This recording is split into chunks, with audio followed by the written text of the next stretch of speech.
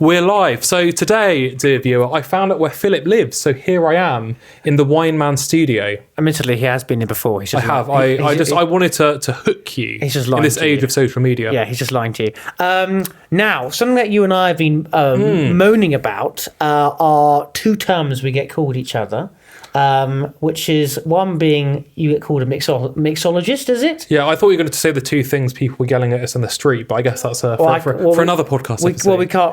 We can't use those words. We can't use the racial slurs and the homophobic slurs on television, unfortunately. Yeah.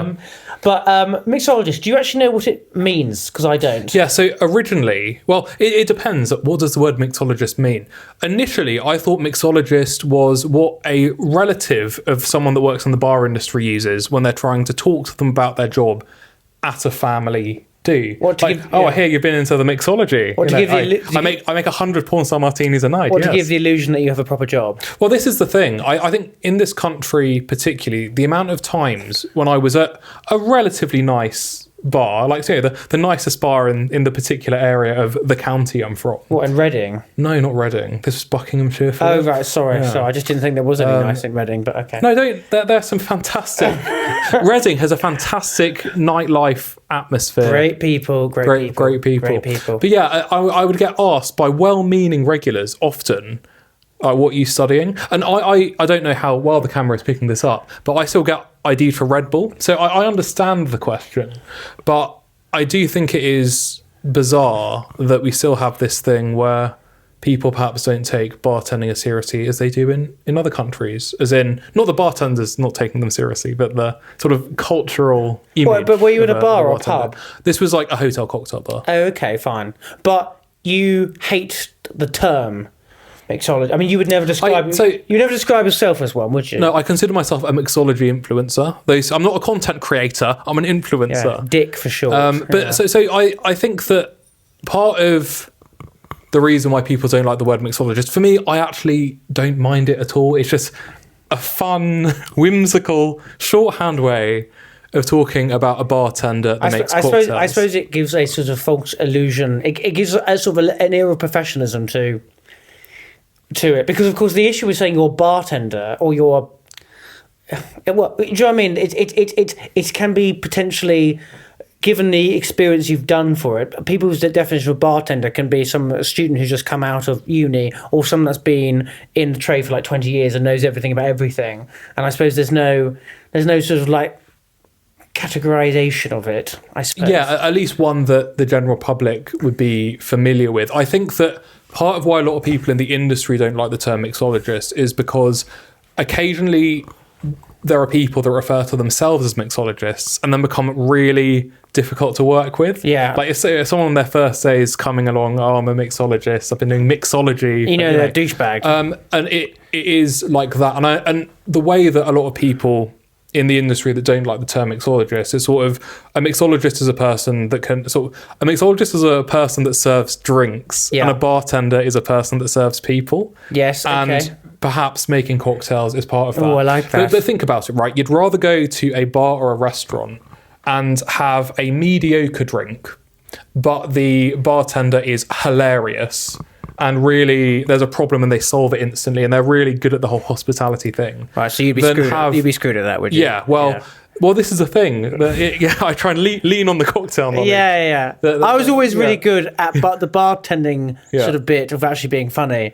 But I suppose that just doesn't come naturally to you, does it? I think that the important thing is that I try my best, Philip. You do. Yeah. And sometimes trying your best is just not enough. In this economy. No, not in this economy. No. What about you? So you prefer to be called the wine man as opposed to a sommelier? The thing is, for those who don't know, dear viewer, sommelier actually just means in French wine waiter, and I suppose the problem is that sommelier, in a sense, in this country, is actually seen as being extremely high market. People say, "Oh, you're sommelier," and I just have to actually go, "Yes, I am." When in reality, actually, all that means is that I'm a bloody wine waiter, and as I'm sure you probably know, I can't wait to save my life. I can't. I don't do waitering. I've not done waitering in 12 years. And I can't pour to save my life. I'm terrible at pouring wine. I usually have minions or well-trained staff to do that for me. I can't pour wine. I just spill it everywhere. And I'm hopeless at opening bottles of wine as well. I always fuck it up weirdly, just by opening thousands of bottles. But again, you do try your best. Yes. But sometimes... I think as well, you've got that kind of sort of slightly Boris Johnson element of you, where if you fuck up opening the wine bottle, it's charming. I'll have a pint with him. Yeah. Now run my economy. No, lock me down. Yeah. But sommelier does just mean... wine waiter, and it is the kind of, unfortunately I've been almost forced to say I'm a trained sommelier and all this sort of stuff, but if you I used to work at a French company, and if you sort of said you're a sommelier, they go because it's just like saying you're a waiter. But I suppose it's really difficult because there's no definition of, so in the wine world and in the cocktail world you have education, you have like official WSET courses, Wine Spirits Educational Trust, get your acronyms in there early, and in the wine trade you have your stages, and I suppose it's a you can be in the wine trade, but then there's that sort of weird superiority thing where you can be in the wine trade for 30 to 40 years, but if you've not had a WSET course, you sometimes get looked down on. Now, I'm doing my level 4 diploma, so I'm only level 3 in wine. Yeah, but then how much do you think? I think most of the stuff I have learned has all been on the job. The good stuff. There's the educational side, but in terms of actual stuff that I think is useful, it's always been learned on the job and always been learned off other people. I think that's probably much more the case, though, in mixology than in wine, because I think obviously so much about wine is geographical things, vineyards, climate, and all that mumbo jumbo. Whereas with you, it's your complete cocktail autism. Yeah. So and proud of it, by the way. Yeah. I think that it's a weird one, because are you asking if it's cocktail knowledge and knowledge about spirits and infusions and all those sorts of things, or is it how to tend a bar, how to work efficiently, how to serve people well? Well, I suppose it's a cocktail aspect. I mean, let's be honest. I'm not asking about how well do you console an alcoholic on why their wife's left them. I'm more asking about the cocktail making. Because the thing is, when you're working behind a bar, I mean, some bars might include menu development more for just sort of rank and file bartenders, so to speak. But typically, you will have a menu that is, you make the menu to a very you have a spec that, and because of consistency, you follow the way that you make the cocktail the same as everyone else. And which is why a lot of bars want people that are, shall we say, bartenders as opposed to mixologists, because they want, because I've worked at bars where I think, okay, I probably wouldn't make it like this, but because I'm there and consistency matters, and I'll just make the cocktail unless the customer's like, I want it like this, in which case, of course. So when you do, is there an actual thing? Is it an actual term? When you do that wonderful thing with you chuck a bottle in the air and you make it look sexy. Is there a term for that? Flaring. Flaring. Yeah, we've learned something today, dear viewer. Flaring. Yeah. Okay, cool. Flaring. Yeah, flaring. Okay. Shout out Ink Tours on Instagram. Go check him out. He's very good at flaring. I'll pretend to know who he is. Do you get taught that, or is that something you? It is so you can get taught it now. Yeah. There are organisations that host competitions. I think you get, like in martial arts, you get like belts. Or I'm not too familiar with it. But when I say belts, like the colour, you don't get a physical belt. But that would be cool. That would be cool. A black belt in flaring. I like how you like almost did the accent and then didn't commit to it. But then decided not to. So yes, but for me, it was, I learned a few tricks, not difficult ones, but ones that looked cool. Yeah. Because when I was working behind the bar in a nightclub, I just got more tips. So I was incentivized to. But people like that. I actually honestly think I like that is what people are looking for. The flaring. Fuck the cocktails. That's what they're looking for. See, I feel, I don't know. I remember when I got a job at one of the nicer cocktail bars I worked at, I started doing a bit of flaring, and then the head bar, we don't do that here, mate. Oh, interesting. Because let's say you're in a nice hotel bar, you don't want people like me doing, another thing is it depends what sort of bar you're at. Because there's some bars it's brilliant, I love it, but other bars it's maybe not. I suppose you do that at a more partyish or I don't know why I'm saying this, but American. I don't feel but I don't feel like you do that in a sort of somewhat sophisticated, as someone called stuffy. Like for example, I can't imagine you'd be doing that at the bar in what's that wonderful hotel? The Connaught, the Savoy. Savoy, yeah, I can't imagine. American bar. Yeah, ironically, the American bar after shitting on. I mean, I will say that a lot of bartenders in these bars, they will work in a very kind of slick way, but it's more about precise movements, and it's like when they do the thing really high with the martini, as opposed to like throwing bottles. But I would say that obviously is separate. So you can learn about flaring. Yeah. What did you? I suppose would you lump these categories differently in terms of mixology and the sort of huge knowledge of spirits? Like, would you say they're separate in terms of your? I would say again, because the word is so ill-defined. Whereas I think with sommelier, you have like it is a wine waiter, and in particular, a more sort of French style.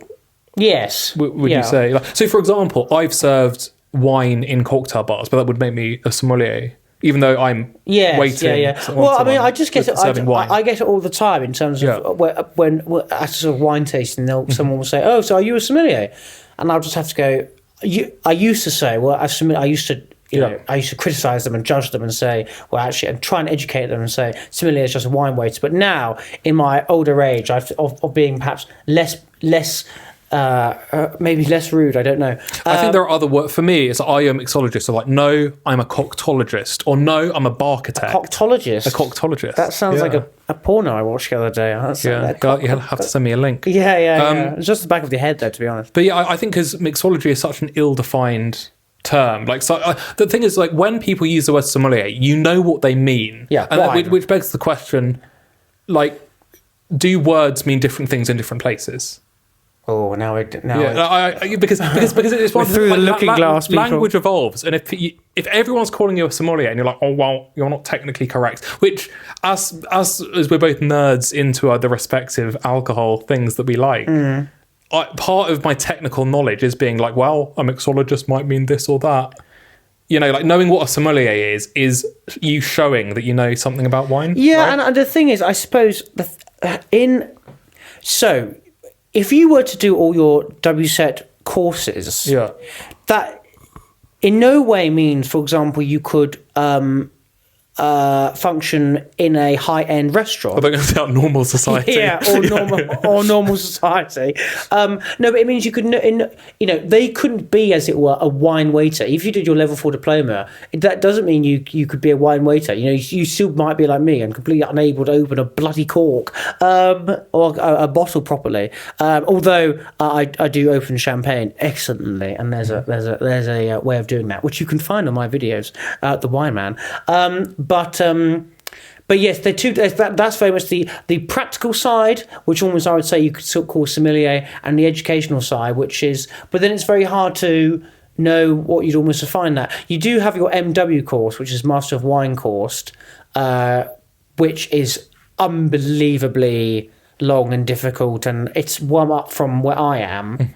And that's just, I think there's only like 50 in the UK or something like that. It's the best way I would always describe it for those who know what WSET is, or the course is. WSET level 1 is sort of what you do when you're like in primary school or prep school. Well, I think we need to teach the younger generation what good wine is. So I think perhaps they should be. Yeah, well, yes. Although I wouldn't say WSET level 1 teaches you what good wine is. And to be fair, good wine is so bloody subjective. I mean, my God. The amount of times it's very easy to humiliate someone, including me, with a blind tasting and actually know this wine is $9.99 or something. For the people who know, WSET level 1 is almost like your not A level. What's below that? What do you GCSE? GCSE. Well, yeah. And then level 2 is, I would say.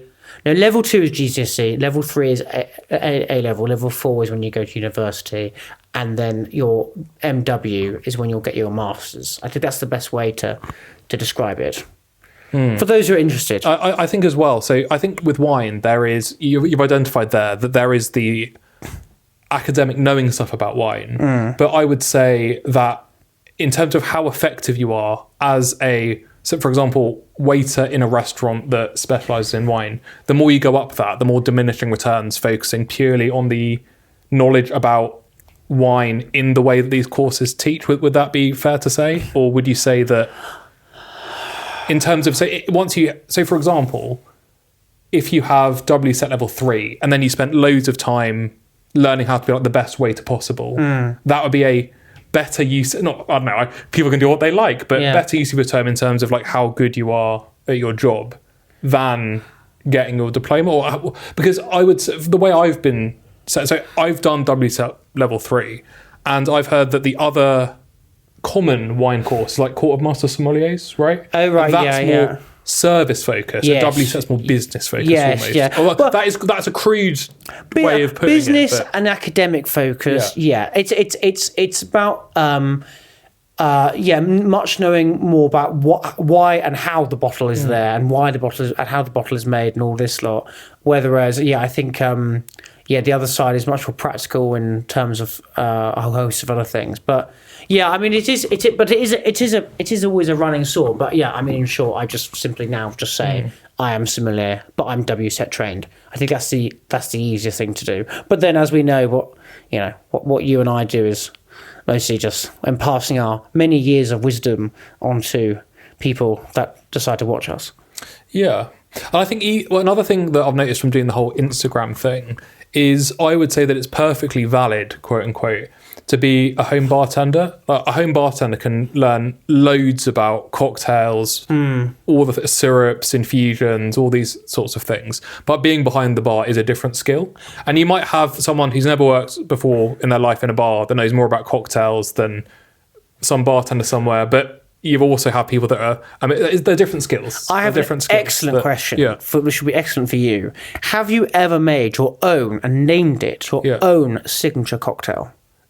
Yes, but it was more for bar menus that I was making, and it's not like my signature cocktail. I mean, yes, I guess it technically is my signature cocktail. But I think that's something you should try and aim to do. You can make the Edster, whatever you want to call it. See, I think that once you get to a certain level of bartending, it becomes, so you have a bunch of cocktails that are kind of like base cocktails. So think of like, I don't know, a whiskey sour, an old fashioned. And then you add onto it. And then you make subtle twists. And like how there are more ways to shuffle a deck of cards than there are like stars in the universe or something.